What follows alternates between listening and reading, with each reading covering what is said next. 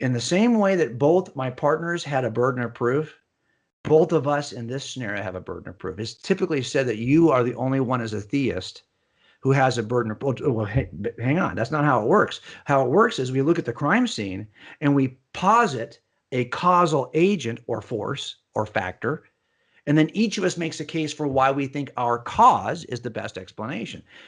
That naturalist is positing a cause. He's saying that whatever's in there, you can get that with just space, time, matter, physics, and chemistry. That's his claim. He has an equal burden of proof.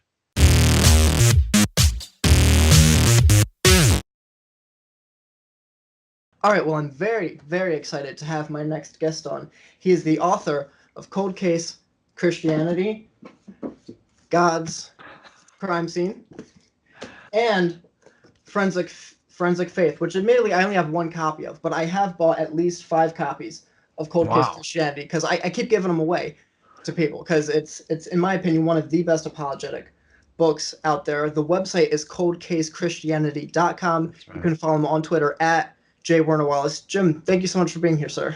Oh, so glad to be with you. We're on different sides of the country, but it's amazing what we can do with technology. I'm just glad to be able to talk to you. Absolutely, absolutely. You know, people ask me a lot, you know, apologists who have influenced my thinking, and you know, there's a lot of names that come to mind. You, I have to say, have revolutionized my thinking, especially when it comes to the New Testament, because I'm anytime I'm witnessing now and talking about the New Testament, I'm always bringing up analogies like you do with criminal cases and, you know, the chain of custody. We're talking about it changing over time.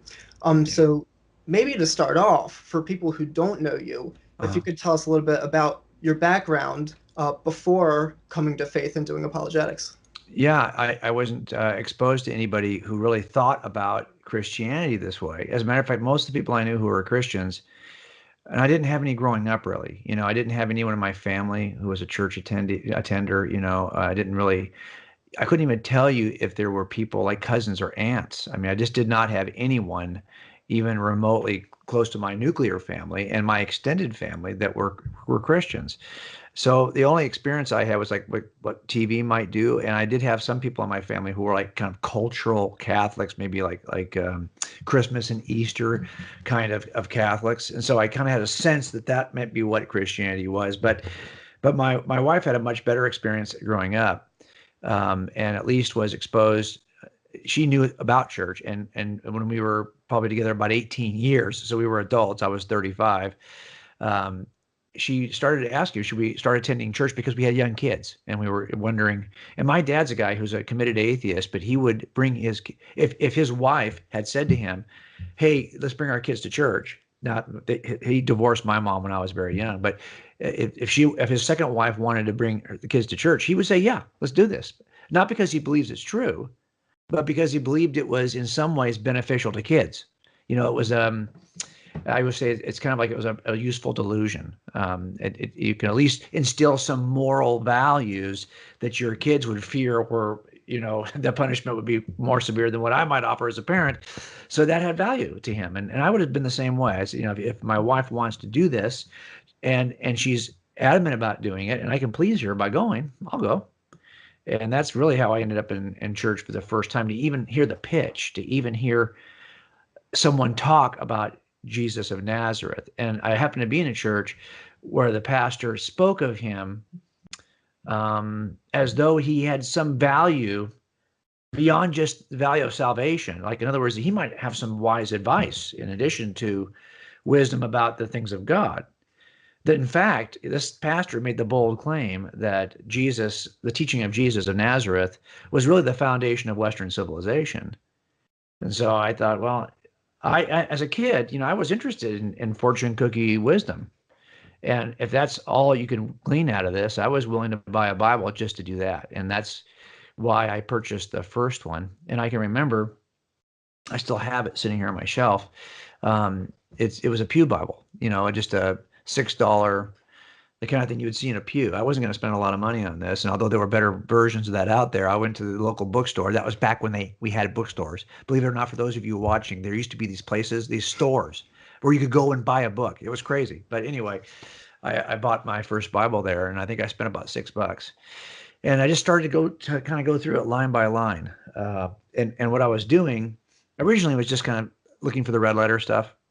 But as I was reading through it, it struck me that there's like a texture to eyewitness accounts, and you learn this if you read a bunch of them. If if let's say I was an investigator at the time, and I was working in an undercover position. I was working, major crimes. But let's just say you're working a series of robberies, and you've got 30 robberies, and you think you have the right guy. You think you've got somebody in mind who might be the robber. He seems to fit the description. Well, you're not going to go knock on his door. If you're working in a surveillance team, you're actually going to go watch this guy for weeks and see if he does a robbery. Then you'll know for sure he's your robber, right? But in the meantime, while we're on the surveillance, I'm reading through all the cases. So I've got to, make sure not all of them are going to be our agency, might be local agencies. So I'm collecting all these reports, and I'm reading the eyewitness accounts related to each of the 30 counts of robbery. So even on a one case like that, you might read hundreds of eyewitness accounts that were written by an officer or detective who's not the eyewitness. He's writing the account of the eyewitness. And so you get a sense of, number one, two witnesses are never going to agree. So you get a sense of the level of variation between eyewitness accounts that you would look at and say, that seems reasonable. And that's a very intuitive thing. That's not necessarily there's no science to this. It's not like I'm going to figure out what number of words can I allow to be in variation.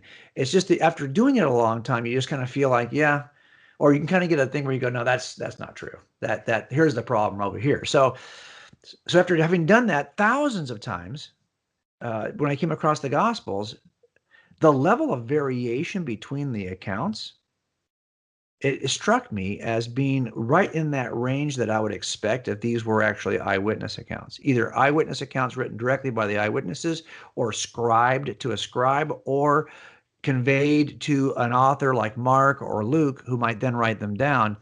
You kind of get a sense for this, right? So I just started using what we call forensic statement analysis to kind of measure. And in forensic statement analysis, what you're doing is you're looking for deception indicators, because you're going to have bad guys write down what they did on the day of the crime, and then you're going to look at that statement and analyze it, and I've used it also with witnesses.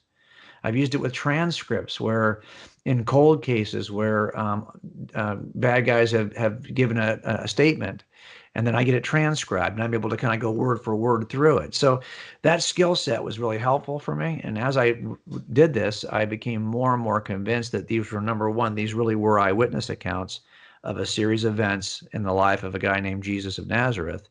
And then that ultimately these were reliable accounts, because the way we measure those things, they seem to pass that test, and it bugged me. And so that was part of the slow process that led me toward looking at Jesus more seriously than I probably ever thought I would. Yeah, that's really interesting, especially how you say it struck you as this isn't narrative, this is more eyewitness testimony. Because that's even something I think about when I'm reading the Old Testament, because I hear people saying, well, these are kind of ancient stories and they're made up. And it doesn't read like that. Like they're telling this person went to this land and he married this person, and then they'll talk about the genealogy, he gave birth to this person. And even in Exodus, when it's all the specifics about the temple, admittedly, it can get kind of boring, but that's because it's written as history. It's not written as a narrative. You're absolutely right. As a matter of fact, my wife and I, we try to go through a chapter a night of scripture, and we happen to be in the book of Acts right now. I think we're in like chapter 15. And if you read through the book of Acts and you see what Luke includes, there are many places. Now, look, I have met very clever liars who will include certain aspects because they think that they, by including this, it'll make the account seem more legitimate. So that does happen. But there are places in the book of Acts where you're thinking, why in the world would you include this detail? This detail, and I've done my best to read through all the potential commentaries. Maybe I'm missing something. Maybe this little detail is important for some theological principle, so he includes it in the elaborate lie because he's trying to make some obscure theological. Those are things you got to consider, right? But as I'm looking through this, what I see again and again and again is just this really kind of, if he meets a certain person who does things a certain way, it gets recorded that way. And even though it really doesn't help the story, it seems to be a bit of a distraction. I don't know why you would include that in this, unless, of course, it just happened to happen that way. And then for whatever reason, you decide to, because maybe you heard about it from somebody. I get it. There are things about that that I thought were, and I wish I could tell you that all of that is highly scientific and it's data and statistically research, but a lot of it is just if you had to read eyewitness accounts for 15 years, you will eventually have a sense of what is bull and what is true, right? And that sense, and you see it when you watch cop shows, right? You'll have some character in the cop show who right away calls the bluff. And you're going, does it ever really happen that way? Well, sometimes it does happen that way because you're so used to being lied to that, number one, you know how to kind of circumvent, how to ask certain questions to expose the lie quicker. And you also kind of know, and it's not a perfect science. I have been lied to, but usually it happened earlier in my career, and you kind of work those things out. Of course, if you just assume everyone's a liar, you've got a pretty good chance of protecting yourself. And that's really how I came on the Gospels. It wasn't like, I have a good friend, Lee Strobel. You probably know him from the Case for Christ, right? The Case for Everything. Lee has done a brilliant amount of work in this field. And when he first was interested in looking at Christianity, he was really taking it on from the mindset of his wife, Leslie, who believed it was true. And he was after it to kind of show her that this is not true. And in the course of doing that, he kind of discovered some things that he thought were compelling. That was not me. I was not trying to disprove it. I was cocky and arrogant in my atheism, in the sense that it was very easy to either stump or frustrate the few Christians I knew who were in law enforcement. And by the way, in law enforcement, you have a bunch of alpha dogs who don't like being stumped. And so when you can twist these guys in knots, you're thinking to yourself, really? So this is the best you guys got? And they don't seem to be all that good. And they certainly didn't have the answers that I was looking for. And I could offer the same simple atheist objections we still see online today. I was offering those back in 1994. And these guys really didn't have a way to respond. They didn't have any good answers. So I really felt like, hey, this is not worth my time. I did not take it on like, I'm going to prove this wrong. I didn't think it was worthy of my time. I didn't think that's ridiculous. No one takes on the story of Peter Cottontail or Santa Claus and tries to prove it wrong. No one does that. It wasn't worth my time. But as I read through it, it was just those attributes. And that's why I focus on those in Cold Case Christianity, because I'm really trying to show there's a skill set you could use, because we don't trust eyewitnesses. People think we trust no, we don't trust eyewitnesses. We test eyewitnesses, and there's a process of testing and vetting eyewitnesses, and that's what we tried to do in Cold Case Christianity. That's great. Yeah, it's funny. There's 3 different questions I've written down. You kind of touched on all of them in there. Okay. So maybe the first one we can get to is because you talked about if someone is lying on an account, they might try to sneak a detail in there. Yes. And I know part of the case for the Gospels being written early is one of the things is they don't mention the destruction of the temple, which we know happened in 70 AD. But I have heard atheists say, well, the New Testament does have the destruction of the temple in the form of Jesus predicting it. And so that they say that was a sneaky way for them to put in the destruction of the temple, but to try to make it more look like Jesus could predict it. How would you respond to that?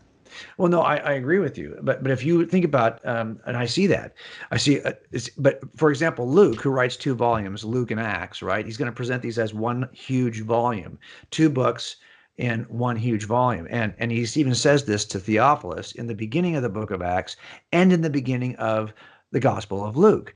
So he introduces all of it in the Gospel of Luke. He introduces Theophilus as most excellent, and then when he refers to him again in the first chapter of Acts, he's less formal, and he says, "In my former book, I wrote to you." Now, it's interesting to me that in the one book, in the prelude, everyone knows that Jesus predicts the destruction of the temple, and that's the reason why I expect to see it in Acts. If you're going to sneak it in as a prediction and you're writing to somebody, I mean, they know it occurs, but why wouldn't you at least draw their attention to the fact that these predictions took place. These predictions actually occurred over here. But there's not just the one thing that's missing. It's not just the destruction of the temple. It's that there's lots of reasons for dispersions, lots of reasons for hardship of Christians in the first century. It is the siege of Jerusalem. It is the destruction of Jerusalem and the temple. None of this data is mentioned by Luke. Okay, maybe that's not his emphasis. Okay, fine. But how about this? He mentions key players. And several of these key players die in the 60s. Peter dies in the 60s. Paul dies in the 60s. And James, the brother of John, dies in the 60s. As a matter of fact, Barnabas dies in 61. So there you've got 4 key players that get a lot of ink in the gospel, in the book of Acts, none of whom are mentioned in terms of their death, even though someone like as inconsequential, an early death, and it's the only one we know for sure this early, is the death of James, the brother of John, right? There's an apostle who dies in 44. Well, that gets in there. Well, why would you put that? Well, because he's an apostle. Well, really, has he really said anything about the activity of James, the brother of John, that would warrant his mentioning his death? But he does mention it. Yet James, the brother of Jesus, whose activity is chronicled, foot by foot, nothing about his death.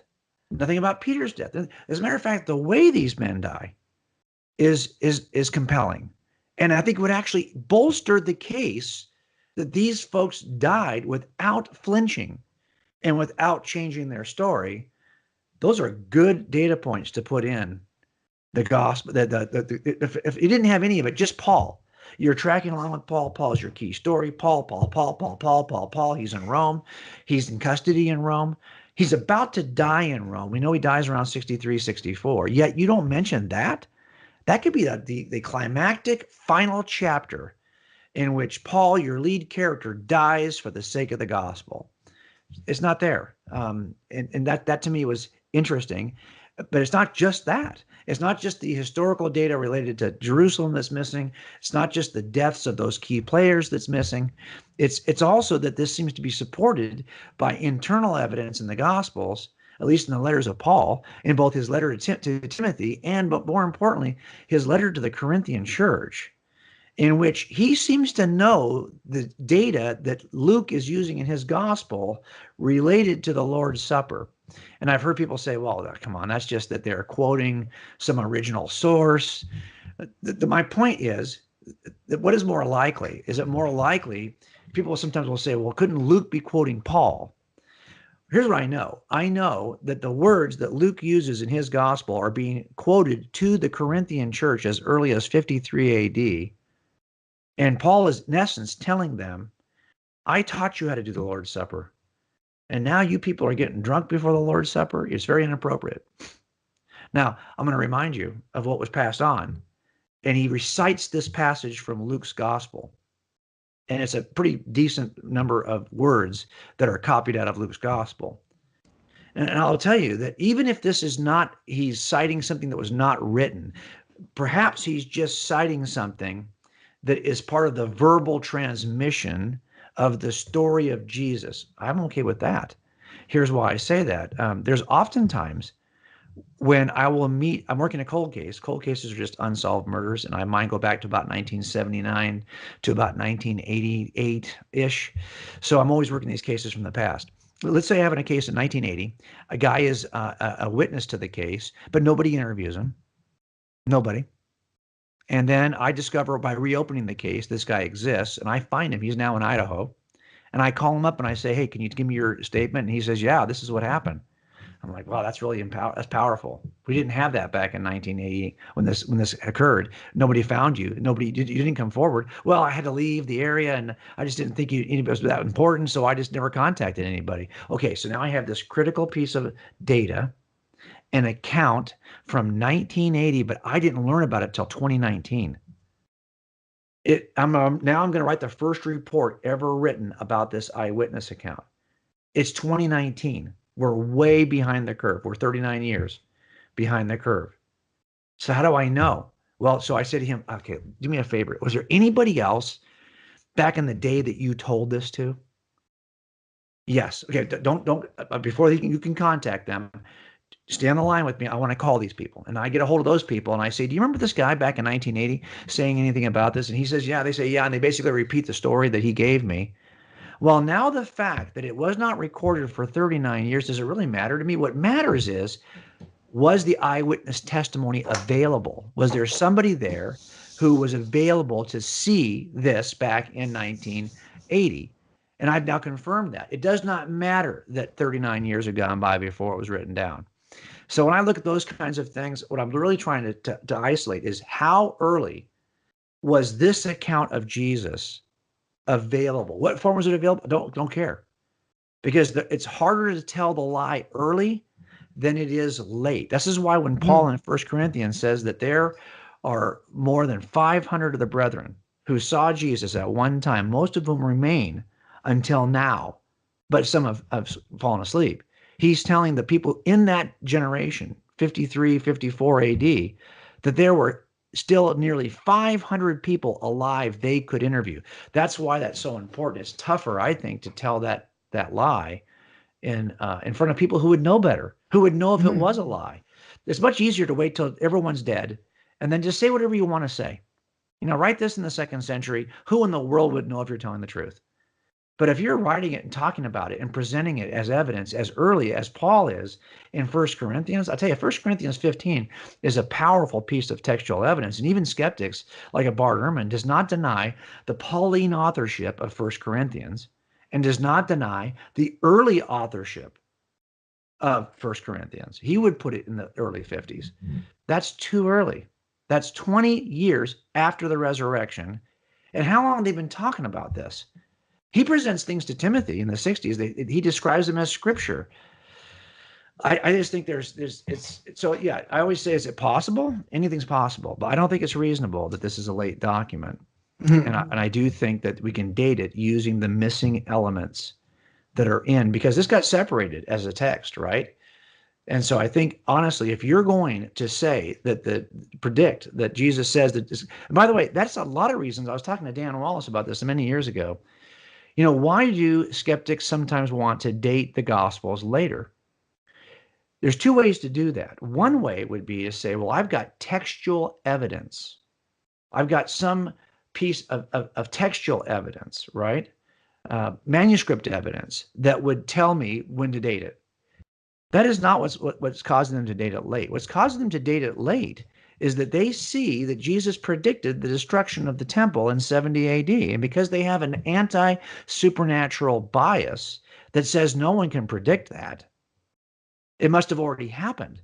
Therefore, they could put that in as though it's a prediction. And so they want to date it post 70 AD. So they're not looking at this interior evidence that we're looking at. They're not looking at all those things, missing elements. They're not looking at how early the Gospels are cited by Paul. They're not looking at about how early the first students of the eyewitnesses began to repeat the story, because if they were, they wouldn't date it this late. But instead, they're using what's dating it is that, number one, they don't think anything supernatural ever happens. So these must have been written after the destruction of the temple, and they must have been written after anyone who was an eyewitness was dead, because they contain all these miracle accounts.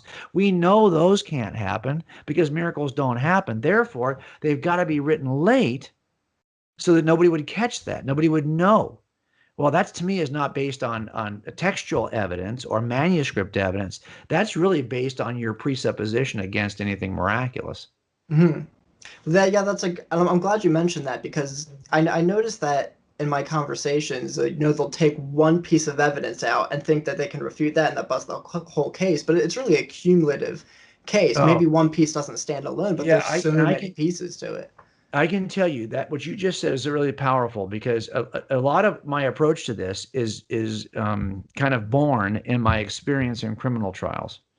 So every criminal trial we do on a cold case, remember, cold cases were unsolved back then. Well, the reason why they were unsolved back then, they were lame, okay? We didn't have good evidence. We didn't have a lot of stuff that we would typically want to make a case. So the DA looked at it and said, they've got nothing here, bud. We're not filing this. So they didn't file it. So now we come at it years later. It's not like we have fingerprint evidence or DNA.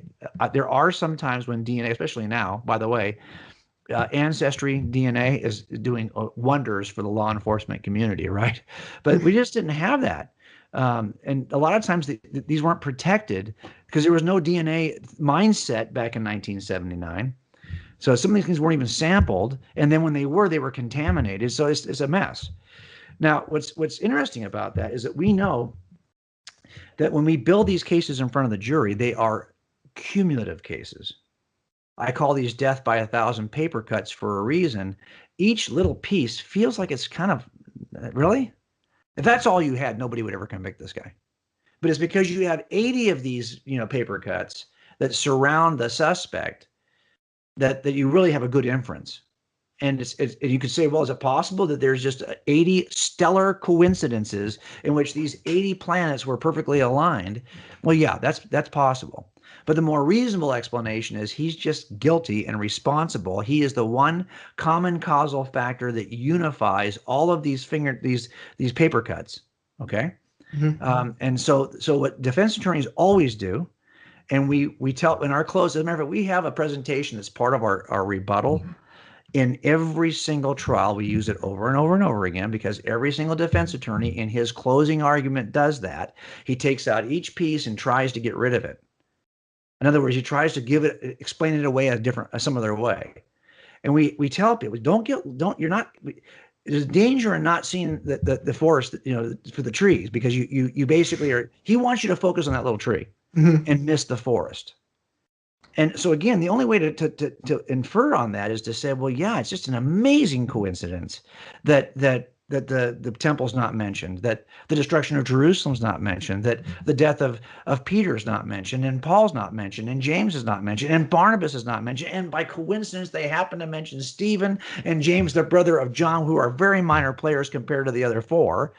And it's just a coincidence that he happens to mention this to Timothy. He happens to quote Luke's gospel and call it scripture. It's just a coincidence that he mentions to the Corinthians. Yeah, it could be. It could be that this is all just individual stuff that doesn't really have any connectivity at all. But that's not reasonable. And I try to illustrate it. If your kid is a teenager and he comes home one night and goes right to bed and you don't get to talk to him, and the next morning you get up and you see that his car is parked kind of away from the curb. It's like kind of crooked and like 3 feet away from the curb on one side. And you walk over to the car and you look on the floor, on the ground next to the driver's door, and you see a little receipt and it's all crumpled up, and you open it up. It's to a liquor store for a fifth of vodka. And you go, really? What's that about? Right? And then he stumbles out of bed 3 hours late, and he's still got the clothes he was in last night, and he smells like alcohol, right? And he's got a headache, it's possible that all of these things are unrelated, but what you're going to do in your mind as a parent is you're going to put together all the paper cuts, and you're going to go, dude, what were you doing last night? I would hope you would. That's your common sense, assembling the circumstantial cumulative case. And we do this all the time. That's all we're doing here, is we're assembling a cumulative case. And my expectation is always the defense attorneys go after the pieces and try to make sure you don't see the forest. They want to just take a look at each tree, get hung up, get so close to that tree that you can't back up and see the forest. And that's what they always do. And because that's so consistent, we get a chance, we do our closing argument, then the defense does their closing argument. And because we have the burden of proof, we do a rebuttal. They don't get a chance to answer our rebuttal, okay? Because we have the burden, so we get 2 chances. One to close, he closes, and then we rebut his closing. And because we know this is what he's going to do in the closing, our rebuttal already has that part assembled. Don't get caught up in his attempt to make you see the tree only and miss the whole forest. Back up and see the entire body of evidence. So the same thing is true for us when we're talking to people who would like to kind of drill down on one paper cut piece of evidence and try to get rid of it. Well, fine. Good luck with that. It's not a case built on one piece. It's the case built cumulatively. Yeah, that's good. If that helps. No, definitely it does. One thing I wanted to ask you, and I've been thinking through this a bit lately, is the claim skeptics make extraordinary claims require extraordinary evidence. And I wanted to share with you my thoughts and then get your take on it. Yeah. So my take is there's 2 things they could mean by that. One is it's extraordinary because it's supernatural, in which case the claim is really supernatural claims require supernatural evidence. And to me, that's not going anywhere, because it's like, well, what supernatural evidence do you expect? Yeah. Should God appear in the sky every 10 years to remind us that the resurrection really happened? Yeah. So to be generous, the more reasonable claim for them to be making would be because so much rides on this claim. It's extraordinary because of the eternal implications of it. And in that case, I think the way you draw analogies to these court cases is really important, because you might think, well, is a murder an extraordinary claim? And they might say no, and you might say, but wait a minute, think of the implications. You're putting a man in jail who's accused of murdering somebody for a really long time, potentially his life. That's going to affect his kids if he has any, his wife if he has any, the rest of his family. So the implications, it's an extraordinary claim. So you better have some pretty darn good evidence that it's the case. And I think you can do the same thing with Jesus. And in these court cases, each piece of evidence might not seem so extraordinary on its own, but built as a cumulative case, it doesn't necessarily leave you with a reasonable alternative. Yeah, I think you're right in trying to get the definition of what they mean by extraordinary. So if what you mean by extraordinary is that but you could be like you're saying, just that they think this has got extraordinary gravity. It's a grave issue. It's an important issue. But I sometimes wonder if they're talking about the nature of the kind of evidence. So you're right if you're saying, well, okay, so because this is an extraordinary claim, I would need what qualifies as extraordinary? You mean the evidence has to be otherworldly? Okay, could we even define that? How would we even know? That means you were just excluding any possibility of proving it because we don't have access to otherworldly things. We're trying to prove the existence of an otherworldly thing. So that doesn't really go anywhere. But I think what they really mean is that the weight of the evidence, that the amount of evidence, that the case should be extraordinarily locked tight, that it should be, in some way. But I would always say this: we build evidence even for, and I think murders are extraordinary, especially if you look at the number of murders that will occur annually in a state like California, or even in Chicago, let's say, where you think, well, gosh, there's all kinds of murders happening in Illinois. Well, the state of Illinois, if you were to look at it, you'd see that really for people who are living and dying of normal causes in Illinois, very few are murdered, okay?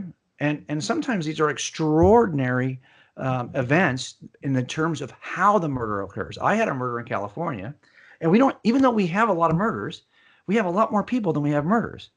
So the percentage of murders per person in California is extraordinarily low, not compared to other states perhaps, but just in general terms. The percentage is incredibly low given how many people there are. And then the kinds of murder. I had a murder with a garrote, which is a strangulation device. I did a search nationally to figure out, could I ask anybody, has anybody had a garrote murder of this nature? My gosh, this was like in the 1 percentile of the 1 percentile of murders. I mean, it was like ridiculously low. Now, okay, so this is an extraordinary claim. You think that this guy built a garrote when nobody does that, using materials, by the way, which were unbelievably unwise to build a garrote, very, very rare. Why would you even use those materials? And committed a murder of this nature, which is extraordinarily rare. Okay, this is an unusual case. But it turns out that I build that case in front of a jury the same way I build any case. The same forms of evidence, the same kinds of interviews, the same kinds of observations about behavior. Everything's exactly the same as you would build it if you were doing a residential burglary. It's the same forms and types of evidence built in the same way, even though this crime, compared to residential burglary, is incredibly rare. It's extraordinary. So it turns out that we use very ordinary evidence to prove extraordinary claims about extraordinary events. And that happens all the time.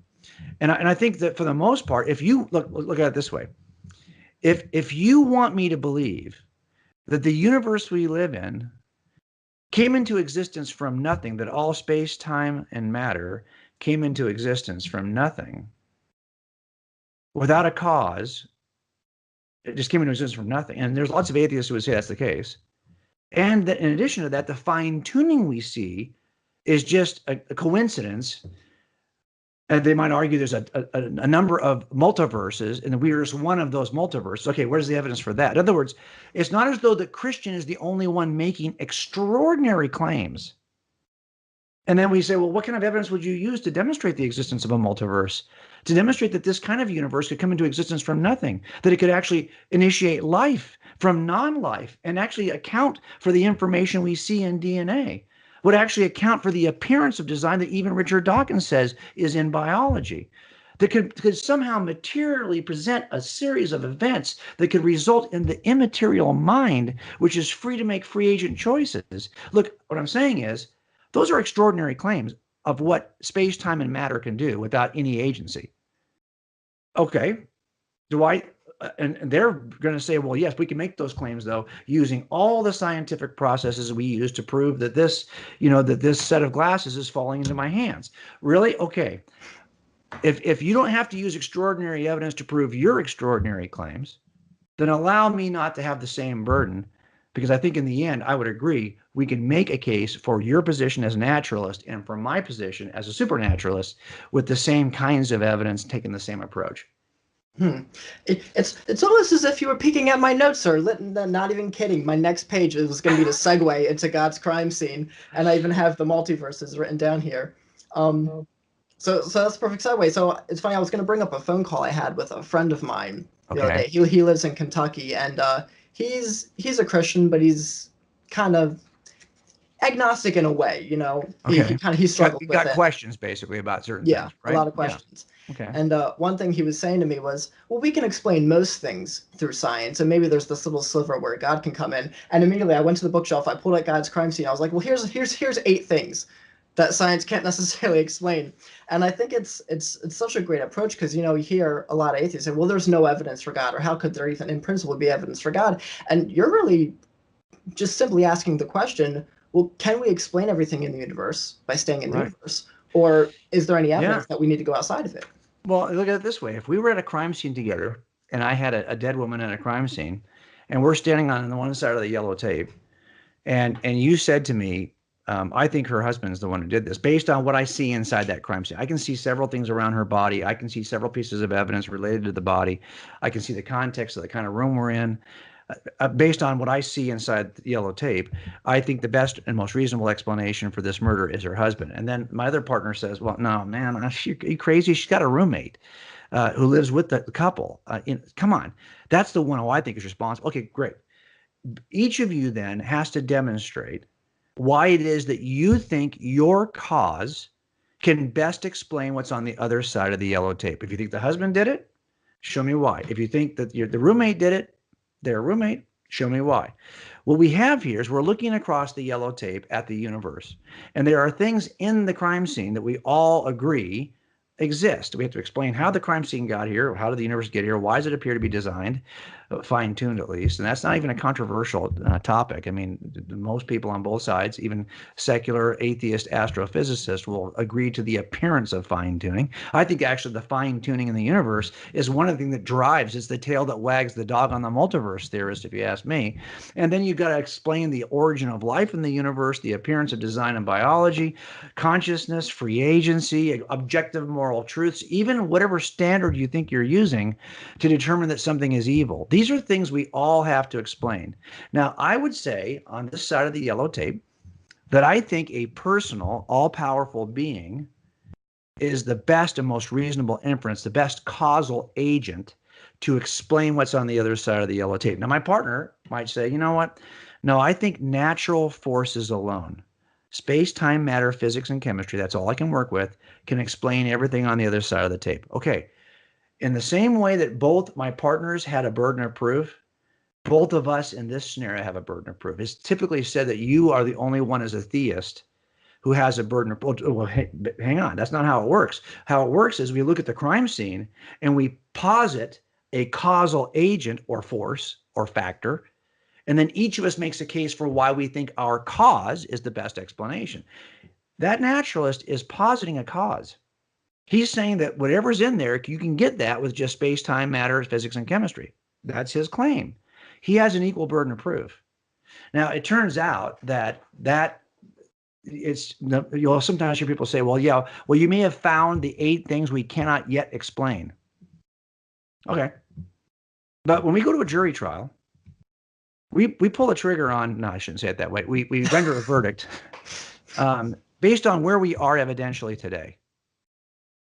We don't allow jurors to say, well, he looks guilty, but man, new evidence could develop in the next 20 years that will show that we're asking you right now, if you're saying right now, given this evidence, that he is clear in your mind, that best inference is he's guilty, then render the verdict. If you think he's not guilty, then render the not guilty. But the point is, we don't allow you to say, well, right now it looks like X, but 20 years from now, things could change. Look, if things change 20 years from now, we'll retry this guy, okay?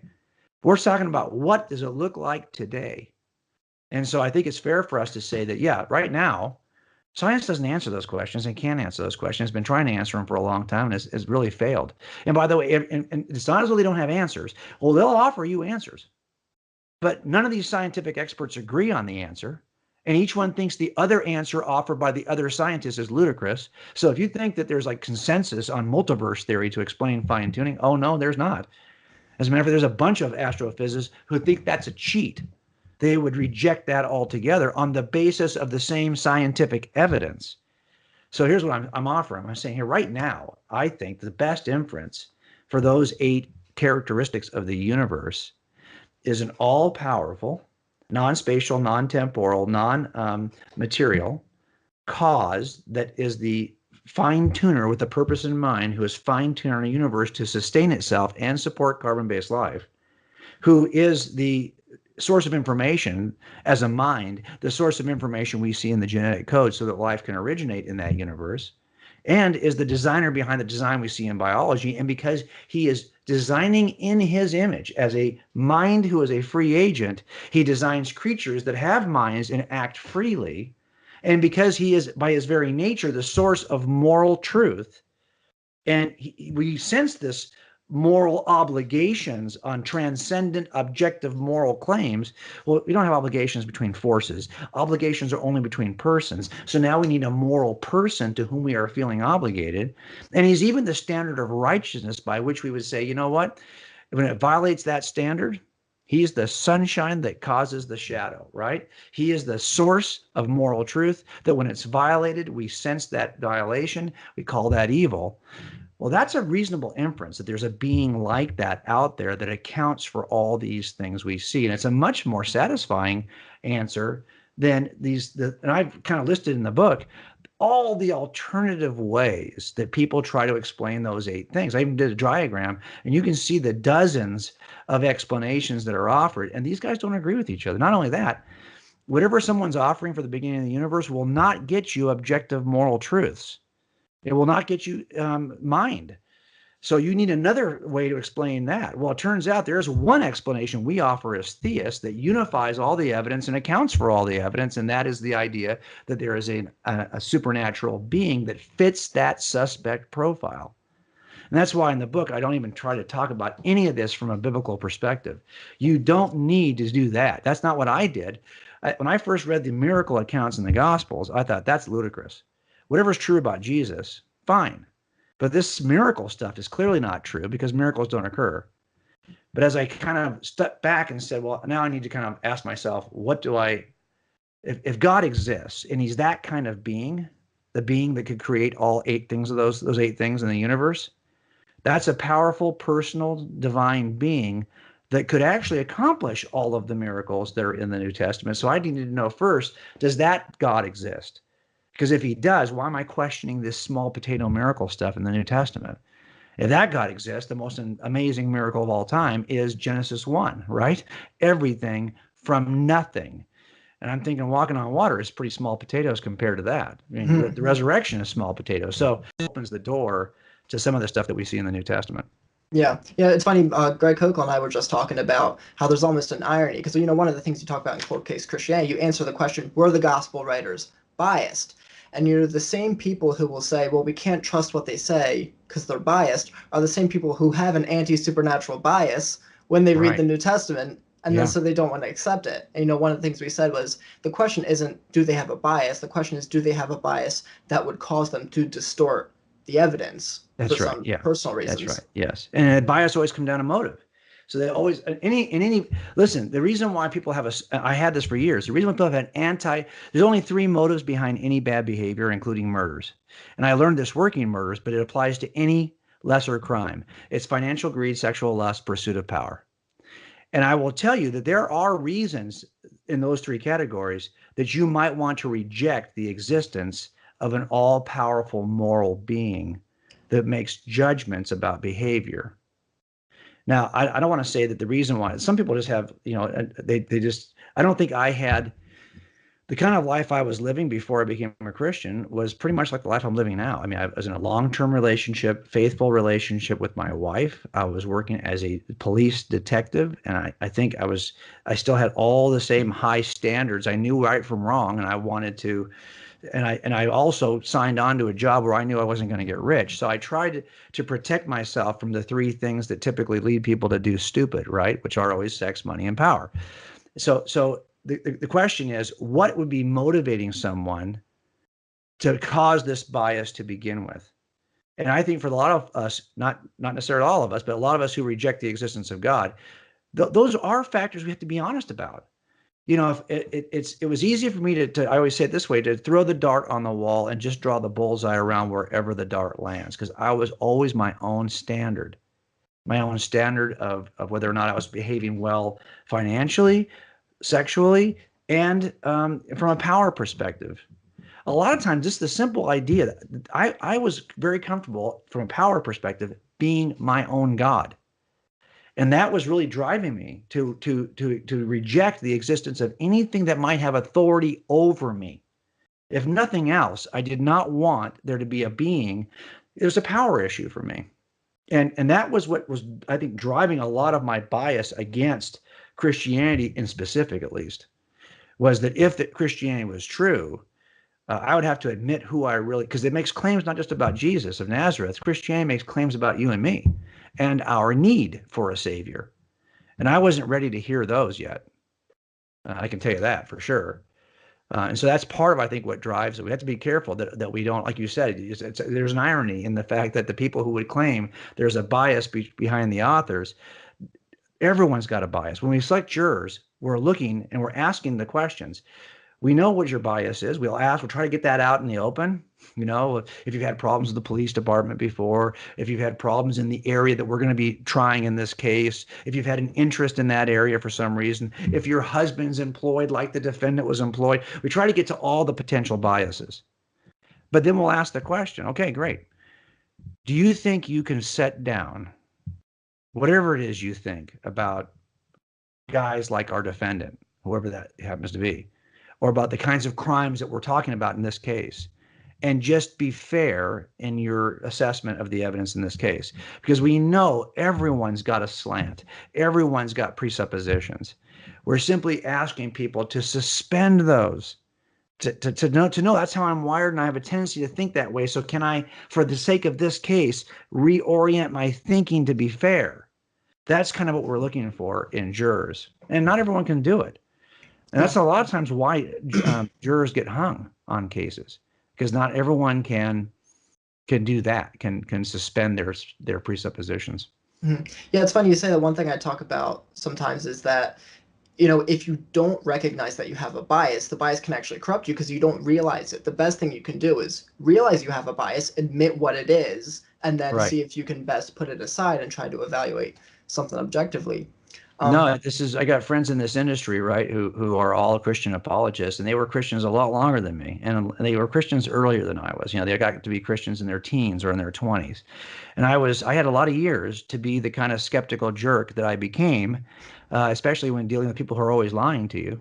And whenever they'll ask my advice, they know they're going to get the worst possible case scenario from me, because that's what I do for a living, right? You assume the worst in people until you investigate that, and okay, now I finally trust you. But I don't start off trusting. I start off doubting. I start off saying, no, that guy's a liar. That's probably not true. Have you ever watched House, the old TV show where the Dr. House, he assumes that everyone who comes in to be diagnosed is lying for one reason or another, and that's kind of the assumption of the show. Well, that's really where I stand too. And so they know that that's my bias. They know that I'm a skeptic, and I'm assuming the worst in people, and they'll tease me about it. And I also know I have that inclination. So I have to work. Like all of us know where our rough edges are. And we have to work, right, to kind of smooth over our rough edges. That's kind of what it comes down to, presuppositions. If you know you have this inclination to go in that direction, then you have to constantly fight that, right? Because you're always seeing the worst in people. You're going to have to fight that to not be a jerk all the time. So a lot of that is just trying to identify where the presuppositional bias is, and then work hard to try to suspend it. Yeah. Yeah, and you just talked about, kind of your maybe moral rejections or emotional rejections of Christianity before. Mhm. So I guess kind of a personal question, because Mhm. you talked about how you would easily poke holes. You had Christian friends who couldn't really defend their faith that well. What do you think if that young version of you had met the version of you now who could have answered those questions the way that you do? Well, okay, so here I am. I'm an evidential apologist, but I do recognize that God has to do something in the heart of people before any of this. I'm not the kind of person who says the evidence will convince you. You don't even need the power of God. The evidence is so good, you'll be convinced. No, I think what happens is that God removed the enmity that I had toward him first. And then the means by which the truth of the gospel was communicated to me because of who I am, it needed to be evidential. You could have preached the gospel to me, and I would have still had barriers of belief. But because who I am, I took this path, but I would never have been willing to take that path. There's no way I Yeah. would have bought a Bible. Something had to happen to get me that interested to even go so far as to buy the Bible to look at it. I don't think that's coincidence or my own, you know, um, uh, you know, uh, um, intellectual power. I think what that is these are the things that God has to do. And so I recognize that. And if you had come to me, and I say this all the time, in the end, it would have been nice at least if people had removed my lame excuses. Because what I was really holding were a series of lame excuses. And because nobody could ever, knock those down for me, I built those up into idols.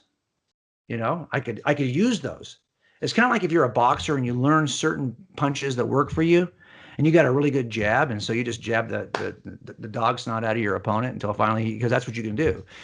And so that's kind of what I started to do intellectually. I had these things I could say to stop the conversation. If I just say this, he's not only going to stop talking to me, I'm going to shake him. And so I was willing to do that because I felt like, really, of all the people who should be more reasonable, it should be you, Mr. Detective, my partner. Can I trust you on this case if I can't trust you on that stuff? Really, you hold to this stuff and you don't even know why it's true, and you just think, well, I've had an experience. Oh, good for you. Everyone's had an experience, okay? So that's what you're going to offer me is your experience, how you became a Christian. Well, let me offer you how I didn't. Okay. And if all we're doing is having a battle of experiences, I win. Okay, that's what I would have said. So I needed something a little more because of the kind of jerk I was. And so I think that kind of thing has to, somebody was praying me into that position where I would probably, where I would let down my guard and stop being a jerk long enough to see, is this actually good evidence? Now, I don't think what God does is he makes an unreasonable truth seem reasonable to us under his power. I think this is reasonable from the get-go, but we have unreasonable biases that keep us from being fair. And that once that has been leveled, once God has removed the tilt, and so we are fair. Oh man, this is obvious, right? How did I not see it before? How did I not look at this earlier? That's kind of the feeling you have, right? It's like an eye-opening experience. But I think that's just that. So that's where I fall on that issue. I think if you would have presented this with me earlier, I probably would have still been the jerk, but I would have known that my defenses were stripped. And by the way, you probably still having conversations. I'm having conversations still with people in my field who are either district attorneys or they're investigators working major crimes or working homicides, who were having these kinds of conversations, and they're still bantering back with me. They're still doing what I would have done, right? Mhm. But in the end, they realize that their arguments really aren't working anymore. Their kind of clever catchphrase, kind of meme quality objections aren't really working. But it's still, they haven't, at this point, they still are satisfied that they're in this banter. But then occasionally I'll see somebody who I can tell something's happening in that guy's life, and all these objections are seeming more and more fragile to him. And now I'm able to work a little bit, and it's not my clever arguments that are doing this. But I do think that this is always the way. If you look at the book of Acts, you will see that the form of evangelism taken by the disciples to convert the empire is a form of evangelism in which evidence is at the center. Now, I've got a good friend, right? I call him a friend, Ray Comfort, who I write a lot at his website on evangelism. But I will tell you that that form of evangelism, which I think is powerful, show me my need first, show me who I really am, and then offer the solution. pretty much a lot of 21st century, 20th century evangelism is based on that. Let me show you your need and then offer you the solution. But that is not what you're going to see in the book of Acts. You're going to see that Paul repeatedly, all these guys repeatedly made a case for the Messiah based on the Old Testament, and then said, and we saw all of it come to fruition in Jesus of Nazareth. Show that the Messiah must suffer, die, and rise again in the Old Testament, and then claim as direct evidence that we saw it. We saw him do all those things, then die and rise again. That is consistently how the message of Christianity is given in the first century. And that's really the approach I took. But I don't think a lot of us are ready to do that. By the way, you'd have to know something about Christianity in order to take that approach. Mm-hmm. And that's why it's important for us to know what the evidence really is. Yeah, great point. I guess two final questions, both I kind of have a personal vested interest in. One is for my brother. So I have a brother who's very, very skeptical. He's actually a religious pluralist. So he doesn't buy into that Jesus was who he claimed to be, that he's kind of just more an important figure. And, one thing because we don't have these conversations too often, because I don't want to seem like I'm forcing something on him. But in family, it's harder, right? It's hard. Yeah. No prophet's respected in his hometown, so I get it. So. Yeah. But so one of the things he kind of threw at me was, because he knows how much time I've put into studying this stuff. Yeah. And he was, but have you done this? Have you read the entire Quran? Have you studied all the religions? Because maybe if you put all the same effort you've put into studying Christianity into all these other religions, it would be a different ballgame. But he seemed to think it was too much of an overwhelming bias, because I've concluded that Christ is who he was. And you stopped there. You didn't go on and do the Book of Mormon, Buddhism. You didn't do Hinduism. I do Islam to an extent. You have an hour video on YouTube about Mormonism, and I've looked into that and taken notes. Right. But sir, you're right. So not to the degree that I spend in the New Testament, for example. Sure. So maybe you missed something. Maybe if you'd have done the same work you did in the. So here's how I always look at it. And again, all my analogies go back to criminal work, because it seems to me that we have this active laboratory for epistemology. How do we know? How do we learn what we learn? How do we know what is true? How do we know what we know? And we have a place we do that every day. We test these theories. We test arguments. We test evidential approaches. It's called criminal courtrooms. We do it all the time. So I think a lot of times what we do in criminal courtrooms actually has application here. And I always say it this way. Look, so let's say, how tall are you, Stellman? How tall are you? 5'8". Okay, so you're 5'8". So you're a white male, 5'8", with brown hair and a goatee. Okay, great. Or beard. Okay, great. So I take you to jail, and I have evidence at the crime scene that it's your fingerprints, your DNA. I got people who saw you come and people who saw you leaving afterwards, covered in blood, all the things I would typically use to make a case. And now I bring you into trial, and I put you in front of a jury. And I've got, ladies and gentlemen of the jury, I've got 35 pieces of evidence here that I am going to use, that the only reasonable inference at the end of it, you will decide, is that this young man is guilty of this murder. Now, could you imagine at the end of that, the defense attorney standing up and saying, well, wait, hey, hold on a minute. Okay, Stellman's a 5'8" white male with brown hair and a beard. Has the prosecutor shown you, did he work any other 5'8" white male with a beard? Do you know how many 5'8" white males with brown hair and beards there are in America? There's 1.7 million of these guys. Did he investigate all of those and make sure none of those fit this criteria? Now, how compelling would that be? Of course, that's ridiculous. If I've got good evidence that locks you in as the suspect, there's no need to go to potential suspect number 2, potential suspect number 3. There's no need for it. And I think that's what we do here. Now, you might have, if you have a table full of religious worldviews, and you want to go through them, and you just happen to pick them random, who should I do first? Pick one. But if the evidence for that one confirms the validity of that one, you're done.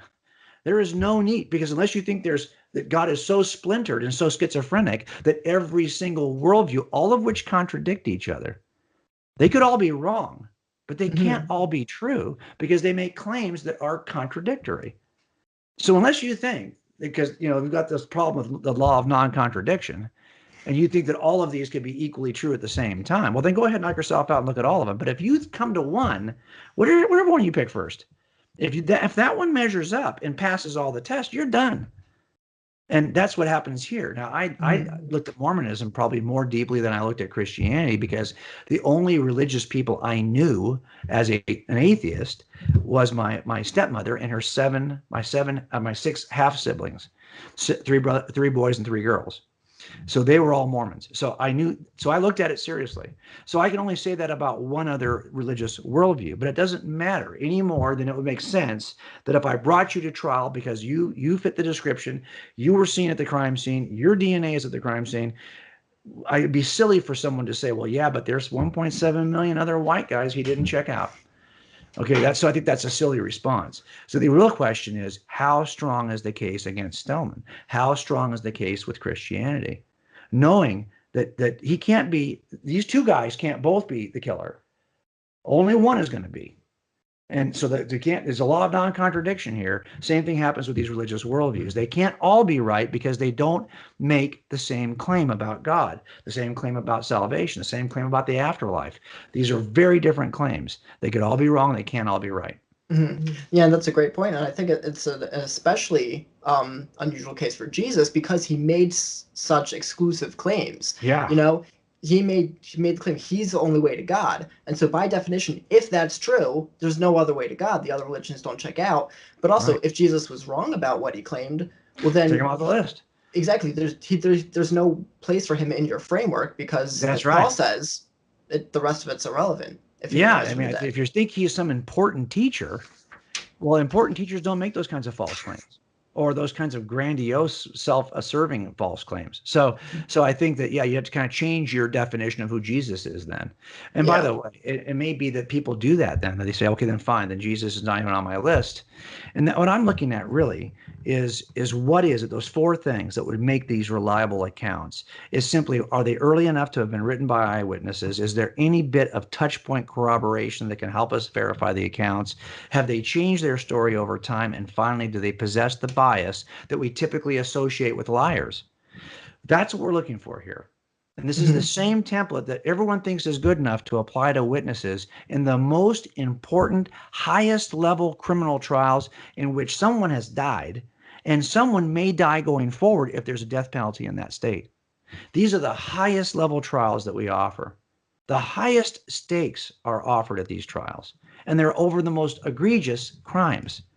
I think if someone's temporal future, either in a gas chamber or through lethal injection or life in prison, is at stake, and this is the criteria we use, why couldn't we use that criteria to look at someone's eternal destiny? I think we can do that. That's a decent, and by the way, there is no better, because the only standard above reasonable doubt as an SOP, the standard of proof, is beyond a possible doubt, and there's no way to get there. There's no way you're not beyond a possible doubt on anything you believe. If you're watching this video, you might be dreaming that. You might come here tomorrow and search for this video. You can't find it. This whole thing's, you might be in a matrix kind of universe. There are people who think the entire universe is nothing more than a computer simulation. All of this could be a lie. That always, as judges tell juries all the time, I can level a possible or imaginary doubt about anything. That's why the standard is not that high. It's reasonable doubt. That's as high as you can go. You can't get to possible. So that's why it's reasonable for us to apply that standard here. Yeah, great answer. So last question. So this is something I hear all the time, but the specific instance in my mind is Joe Rogan said it on his podcast. And I don't know why God puts certain people on your heart. I have this bit like a goal. I want to get on his podcast to really make this case to him. Because one of the claims he's made is, how could we even trust the Bible or any of these documents? Because the Council of Nicaea, they just threw them together willy-nilly. They had books, they knew what they didn't want in their religion, and they just kind of constructed a religion based on what they wanted to be in there. Because there's other gospels that we're not talking about here. Yeah, well, okay, so that would be the case if he's done his history on this. And this is why the chain of custody is so important, right? We want to know what version of the Jesus story is authentic. Which one dates back? Which version of the story? Forget about the manuscripts for a minute. Because what we want to know, is Jesus the guy we think he is? Was that story about him being born of a virgin and working those miracles and dying on the cross and rising from the grave? These are the essential elements of the Jesus story. Is some of that just fiction added late? Were there alternatives to that story that were circulating early and had to be, okay, so we can do the history on that. And we know who the first hearers, the first students of the authors of the Gospels are in many cases. So with John, for example, we've got Ignatius and Polycarp and Papias. They sat at John's feet and they wrote things about Jesus that we still have. So we can see what version of Jesus was John describing to them. We can use the first links in the chain of custody to tell us what the link before was saying. And they passed that on to Irenaeus, one of their students. We can look at his. And by the way, Irenaeus made lists of It cut out from it. I don't know if you can other hear me. gospels, the Gospel of Peter, the Gospel of whatever. Those gospels were not available. When Irenaeus made his list 150 years before any council, he made a list of what he thought were authoritative books. Hippolytus, his student, made a list of authoritative books. This idea that the Council of Nicaea, and by the way, the Council of Nicaea was focused on the deity of Christ. If he's looking for a council that's focused on the canon, that's the Council of Laodicea in 363, okay? Different council, all right? But if you're wondering, when did these books emerge, you can track it through the chain of custody. Were there alternative stories about Jesus by the 4th century? Yes. Just as you would expect. If someone like Jesus arrived, sometimes skeptics will say, well, if someone like of that magnitude arrived, well, how come all we have is just this little pinpoint of information? Well, no, you have the same thing. You have eyewitnesses, and then you have an explosion of legend over the years. The question is, do we still have the original eyewitness accounts? Don't be surprised if 300 years later someone's writing a lie. And by the way, the church fathers caught these lies as they were being written. I've got a whole section at Cold Case Christianity, which is just on the non-canonical gospels and why they are rejected. And you'll see that most of them are rejected because as they were being written, some church fathers said, hey, time out. That group over there, that dude, those are a bunch of heretics over there, okay? In the end, I don't care what people say about Jesus. The theology we develop out of this, I don't have a preference in theology. I have a preference for eyewitness accounts. So if there are things that are written late in history, well, the eyewitnesses are already dead. Whatever that is, it cannot be an eyewitness account. That's why it was so important to me that I find out if the 4 Gospels were written early. It's not like I prefer the theology of the 4 Gospels over the theology of later non-canonicals. I prefer the eyewitness status of the 4 Gospels over late things that could not have been written by eyewitnesses. Now, whatever theology emerges from the eyewitness accounts, I got to live with that. But I'm not dismissing these because they are theologically different. I'm dismissing these because they aren't eyewitness accounts. And as a matter of fact, there were some early documents used by the early church. The Epistle of Barnabas was used by the early church. The Shepherd of Hermas was used by the early church. A letter by Clement, who's a student of Paul, who became a bishop in Rome, First Clement, was used by the early church. But these were not accounts that people believe were written by eyewitnesses. They don't get into your canon. Isn't that comforting to know that one of the first criteria for the canon was that the thing had to be written by an eyewitness? Well, okay, that helps me because that's what I would want. I don't care what I'm not like this person who imagines what kind of theology I prefer. I'm just stuck with the theology that emerges from the eyewitness accounts. And I count Paul as an eyewitness because he says he saw Jesus on the road to Damascus. And he often would say, hey, you should listen to me too. Why do I count? Because I'm also an eyewitness. Didn't I also see?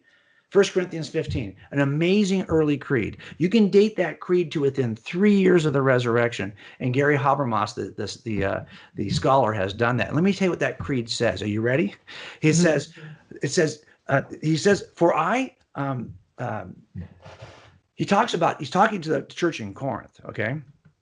He said, I passed on to you what I also received. That Christ died on the cross, according to the scripture, for our sins, that he was buried, and that he was raised on the 3rd day, according to the scriptures, and that he appeared to Cephas and then to the 12. After that, he appeared to more than 500 of their brethren at one time, most of whom remain until now, although some have fallen asleep, some were dead, but a lot of those 500 were still alive. Then he appeared to James, he says, in the same verse. This is 3-8 in 1 Corinthians 15. And then he appeared to all the apostles. And then get this, it says, and last of all, as to one untimely born, he appeared to me also. Well, why is that important? Because this is what qualifies Paul as a scripture writer. Scripture writers had to be eyewitnesses. Look at the scriptures. Look at the New Testament. Those guys are all eyewitnesses. Those guys are all guys who knew the living Jesus. They all had a touch of the living Jesus. That's why their books are, and that's why First Clement, this is the very next generation. Clement didn't know Jesus, but he sure knew Paul, and he wrote a very orthodox, beautiful book called First Clement. But it's not in your scripture. Why? Because Clement didn't know Jesus. That doesn't get in. That comforts me. And that's why I'm not interested in, I don't reject these things because I don't like them. I don't like what they say about Jesus, or I don't like the theology that emerges from the non-canonical gospels. I reject them because they came in hundreds of years too late to be eyewitness accounts. They're too late in history. Oh, they're so good, Jim. They're like in the early 2nd century. Well, that's too late to have been an eyewitness. I don't care if you can put them in 120, 125, 130 AD. It's too late. I'm looking for the people who knew Jesus personally. And remember, he was died on the cross in the 30s. So 130 is too late. Yeah. Okay, that is a great point. We are unfortunately out of time. The books are Cold Case Christianity, God's Crime Scene, and Forensic Faith. The website is coldcasechristianity.com. You can follow them on Twitter at J. Warner Wallace. Is there any other places people should be on the lookout for you? Well, we really want to help young people, and you know that the skepticism starts a lot earlier than you used to be. You know, a generation ago. A generation ago, if you weren't a Christian by the age of 18, most Christians became Christians by the age of 18. 85% at 18 was the old number. Well, now it's like 85% at 13, 85% at 12. Why is that number dropping? Because we have access to the internet, and skepticism starts much earlier. So we want to start with young people much earlier to teach them the tools of the trade, to teach them how to be good detectives when it comes to the scripture. So we have another website called casemakersacademy.com, which is just for 8 to 12-year-olds. It's really focused. Same books. They're just written for 8 to 12-year-olds. So they're all kids versions. And the idea there is that we need to start with our kids a lot earlier, because let's face it, by the time you're in high school, you probably made a decision about this already. And I think that's too late. We need to do it a lot earlier. So that's why we're starting that early. Yeah, that reminds me. I should mention, for Cold Case Christianity and God's Crime Scene, there are kids versions. Well, actually, and for Forensic Faith now too. We got kids versions for all three. I didn't see that yeah. one. Great, that's awesome. Yeah, I bought Cold Case Christianity for kids for a friend of mine who has kids, for her daughter, and I hope it turns out good. Well, you're the best to do that. I can tell you that the most satisfying aspect of the work we're doing, right, is when a young person says, "Wow, this really helped me to think about not just Christianity, but about all kinds of claims about history, claims about reality," because we're trying to teach those detective skills that are really kind of just good critical thinking skills. And that's what we're trying to do there. So there's nothing more satisfying than having someone come up to you who's 10 years old and go, "Wow, I've read all your books." Really? Well, I mean, my mom hasn't read all my books. Okay, so thank you for reading the books. I felt pretty impressed. Yeah, awesome. Well, unfortunately, we got to go. J. Warner Wallace, thank you so much for being here, brother, and I hope to have you back soon. Oh, let's do it again for sure.